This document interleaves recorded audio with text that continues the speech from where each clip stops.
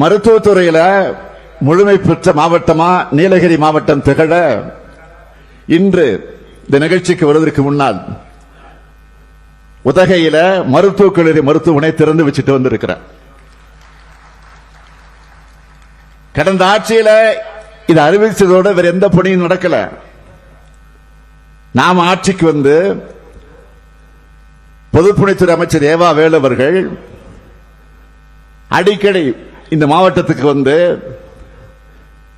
இந்த மருத்துவமனையுடைய பணிகளை எல்லாம் ஆய்வு செய்தார்.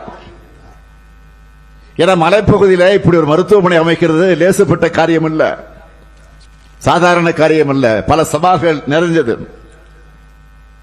அதையெல்லாம் கடந்து வெற்றிகரமாக கடந்து திறந்து வச்சிருக்கக்கூடிய இந்த மருத்துவமனையின் சிறப்பான செயல்பாட்டை நம்ம மருத்துவத்துறை அமைச்சர் மா சுப்பிரமணியம் அவர்கள் உறுதி செய்வார் என்ற நம்பிக்கையோடு அதை திறந்து வச்சிருக்கிறோம். ஏன்னா நம்முடைய அரசினுடைய முத்திரை திட்டமான மக்களை தேடிய மருத்துவ திட்டத்தில் மலை பிரதேசமான இந்த நீலகிரி மாவட்டத்தில் மிக சிறப்பாக செயல்படுத்திட்டு வருது நம்ம மருத்துவத்துறை. வாகனங்கள் செல்லாத பழங்குடியின் இடத்துக்கு கூட நம்ம அரசினுடைய இந்த திட்டம் மக்களை தேடி மருத்துவ திட்டம் இன்றைக்கு சென்று கொண்டிருக்கிறது. இதுவரை இந்த திட்டம் தொடங்கினதிலிருந்து 5,96,000 பேருக்கு வீடுகளுக்கே சென்று மருத்துவத்தை செஞ்சிருக்கிறோம். அது மட்டுமல்ல, கூடலூர்ல அரசு தலைமை மருத்துவமனை அதிநவீன வசதிகளோடு தொடங்கப்பட்டிருக்கு. இதே போல குன்னூர், கோத்தகிரி உட்பட எல்லா வட்டங்களிலையும் அதிநவீன வசதிகளோடு மருத்துவமனைகள் துவங்கப்பட்டிருக்கு. வனவிலங்கு தாக்கி உயிரிழந்தவங்க குடும்பத்துக்கு கடந்த காலங்களில் 3 லட்சம் ரூபாய் வழங்கப்பட்டு வந்த நிலையில் அதை உயர்த்தி 10 லட்சம் ரூபாயாக நிவாரணத் தொகை வழங்கப்படுது. அழிவின் விளிம்பில் இருந்த மாநில விலங்கான வரையாடுகளின் எண்ணிக்கை அதிகரிக்க 25 கோடி ரூபாய் நிதி ஒதுக்கி அவற்றின் வாழ்விடங்களை பாதுகாக்கும் பணி நடைபெற்று வருது. கேரளா, கர்நாடகா, தமிழ்நாடு ஆகிய 3 மாநிலங்கள் சந்திக்கக்கூடிய கூடலூர்ல புதிய பேருந்து நிலையம் அமைக்கப்பட்டு வருது. நீலகிரி மாவட்டத்தில் இளைஞர்களுக்கு வேலைவாய்ப்பு வழங்க மினி டைடல் பார்க் வரப்போகுது. தெப்பக்காடு யானைகள் முகாம் நவீனமயம் ஆக போகுது. கூடலூர் அரசு மருத்துவமனையை தரம் உயர்த்தி அதனுடைய பணிகளுக்காக 31 கோடி ரூபாய் மதிப்பீட்டில் அந்த பணிகள் நடைபெற்று வருது. குந்தா மின்திட்ட பணிகள் நடைபெற்று வருது. 61 மருத்துவ உட்கட்டமைப்பு பணிகளும், பள்ளி கல்வித்துறை மூலமாக 197 பணிகளும், அண்ணா மறுமலர்ச்சி திட்டத்தின் கீழ் 404 பணிகளும், 15 கோயில்களுக்கு குடமுழுக்கும் நிறைவேற்றப்பட்டிருக்கு. இப்படி ஏராளமான பணிகளை செய்து வருகிறோம். இது மட்டுமா, இந்த ஆண்டுக்கான பட்ஜெட்ல குன்னூர்ல தோட்ட தொழிலாளர்கள், பழங்குடியினர் மாணவர்கள் உட்பட எல்லா தரப்பு மக்களும் எளிதா உயர்கல்வி பெற புதிய கலைக்கல்லூரியை அறிவிச்சிருக்கிறோம். உதகையில் சூழலியல் பூங்கா அமைக்க 70 கோடி ரூபாய் நிதி ஒதுக்கி இருக்கும். அது மட்டுமல்ல, இன்றைக்கு 33 ஆண்டுகளாக வீட்டுமனை பட்டா கிடைக்காமல் இருந்த பழங்குடியின மக்களுக்கு முதல் கட்டமாக 18 பழங்குடியின மக்களுக்கு பட்டா வழங்கி அவர்கள் வாழ்வில் ஒளியேற்றி இருக்கிறோம். ஊட்டிக்கு யார் வந்தாலும் உடலும் மனமும் குளிர்ந்துதான் திரும்பி போவாங்க. அப்படிப்பட்ட உங்க மாவட்டத்துக்கு நான் வந்திருக்கக்கூடிய நான் உங்களை குளிர்விக்கிற மாதிரி 6 புதிய அறிவிப்புகளை இப்ப வெளியிட போகிறேன். இல்லைன்னா ராசா விட மாட்டாரு, நீங்களும் விட மாட்டீங்க. முதல் அறிவிப்பு,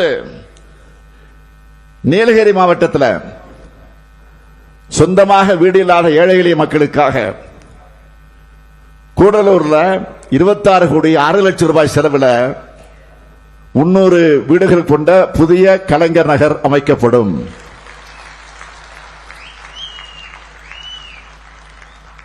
இரண்டாவது அறிவிப்பு, பழங்குடி மக்கள் நிறைஞ்சு வாழக்கூடிய உங்க மாவட்டத்தில் அவங்க வாழ்வியலை எல்லாரும் தெரிஞ்சுக்கிற வகையில காட்சிப்படுத்தவும் அதை பற்றி ஆராய்ச்சிகளை மேற்கொள்ளவும் 10 கோடி ரூபாய் மதிப்பீட்டில் பழங்குடியினர் அருங்காட்சியகம் மற்றும் ஆராய்ச்சி மையம் அமைக்கப்படும். மூன்றாவது அறிவிப்பு, நீலகிரி மாவட்டம் முழுக்க இருக்க இயற்கை அழகை சுற்றுலா பயணிகள் கண்டு களிக்கிற வகையில் எங்கும் ஏறலாம் எங்கும் இறங்கலாம் எனும் ஆப் ஆன் ஆஃப் ஆஃப் சுற்றுலா முறை 5 கோடி ரூபாய் செலவில் 10 புதிய பேருந்துகளோடு தொடங்கப்படும். மிக முக்கியமான 4வது அறிவிப்பு, ஊட்டியில சுற்றுலா காலங்களில் ஏற்படக்கூடிய போக்குவரத்து நெரிசலை குறைக்க 20 கோடி ரூபாய் செலவில் மல்டி லெவல் கார் பார்க்கிங் வசதி அமைக்கப்படும். 5வது அறிவிப்பு, நெடுகாணி மரபணு தொகுதி சூழலியல் இயற்கை சுற்றுலா மையம் 3 கோடி ரூபாய் செலவில் மேம்படுத்தப்படும். 6வது அறிவிப்பு, பழங்குடியின மக்கள் வாழக்கூடிய பகுதிகளில் 5 கோடியே 75 லட்சம் ரூபாய் செலவில் 23 சமுதாய கூடங்களும், நகர்ப்புற பகுதியில் வாழக்கூடிய பழங்குடியினருக்கு 10 கோடி ரூபாய் செலவில் 200 வீடுகளும் கட்டித்தரப்படும். இப்படி எல்லாருடைய தேவையும் நிறைவு செய்கிற அரசு இது. இந்தியா முழுக்க எல்லாரும் பாராட்டுகிற, பிற மாநிலங்களும் பின்தொடர்கிற நம்ம திராவிட மாடலுடைய முத்துரை திட்டங்கள்ல நீலகிரி மாவட்டத்தில் 3 தொகுதிகளில் எத்தனை பேர் பயனடைந்திருக்கிறாங்கன்னு கேட்டீங்கன்னா, இப்ப சொல்றேன், நமது அரசின் மூலமா மாதந்தோறும் 1000 ரூபாய் 1,16,000 சகோதரிகளுக்கு கலைஞர் மகளிர் உரிமை தொகை வழங்குகிறோம். 1771 புதுமை பெண்களுக்கும் 1735 தமிழ் புதல்வர்களுக்கும் 1000 ரூபாய் வழங்குகிறோம். 4 ஆண்டுகள்ல மகளிர் சுய குழுக்களுக்கு 1500 கோடி ரூபாய்க்கும் மேல கடன் உதவி, 23,000 கர்ப்பிணி தாய்மார்களுக்கு நிதி உதவி, 3062 பேருக்கு மனைப்பட்டாக்கள், 3545 பேருக்கு வீடுகள். இப்படி ஒட்டுமொத்த தமிழ்நாட்டின் வளர்ச்சிக்கு தேவையான திட்டமாக இருந்தாலும், ஒவ்வொரு வீட்டுக்குமான திட்டமாக இருந்தாலும், எல்லாத்தையும் பார்த்து பார்த்து செஞ்சு தர அரசா நம்ம திராவிட மாடல் அரசு செயல்பட்டு வர்றது. இவ்வளவு நேரம் நான் சொன்ன பட்டியல்ல ஒரு சின்ன சாம்பிள் தான் இதெல்லாம். நாங்க உழைக்கிறது இந்தியா முழுமைக்கு சமூக நீதி, மாநில சுயாட்சி, கூட்டாட்சி, மத நல்லிணக்கம் ஆகிய உயர்ந்த கருத்துக்களை வென்றெடுக்கத்தான். அதனால்தான் நம்முடைய கழகத்தினுடைய எம்பிக்கள் எல்லாரும் மக்களவையில், மாநிலங்களில் எடுத்து வைக்கக்கூடிய வாதங்கள் இந்தியாவையே காப்பாற்றக்கூடிய அளவுக்கு அமைஞ்சிருக்கு. இதை பார்த்து இப்ப என்ன பண்றாங்க? தமிழ்நாட்டினுடைய நாடாளுமன்றத்தினுடைய எண்ணிக்கையை குறைக்க சதி செய்யறாங்க. தொகுதி மறுசீரமைப்பு என்ற பெயரில் மிகப்பெரிய சதி நடக்க இருக்கிறத முதல்ல உணர்ந்து அரசுக்கு எதிராக குரல் கொடுத்த மாநிலம் தான் நம்முடைய தமிழ்நாடு. வரவிருக்கக்கூடிய மக்கள் தொகை கணக்கெடுப்பு அடிப்படையில் மேற்கொள்ள போற தொகுதி சீரமைப்பு நம்மை போன்ற மாநிலங்களை வெகுவாக பாதிக்க போகுது.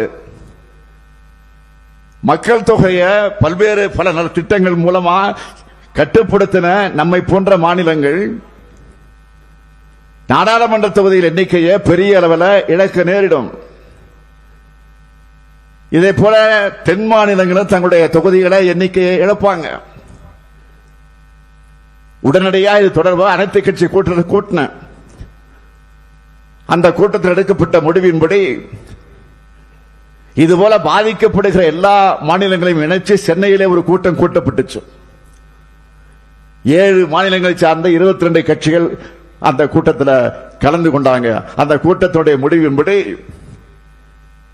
அகில இந்திய முழுமைக்கான கூட்டு நடவடிக்கை குழுவை அமைச்சிருக்கிறோம். அந்த குழுவின் சார்பில் பிரதமர் மோடி அவர்களை சந்திக்க தேதி கேட்டு கடிதம் அனுப்பியிருக்கிறோம்.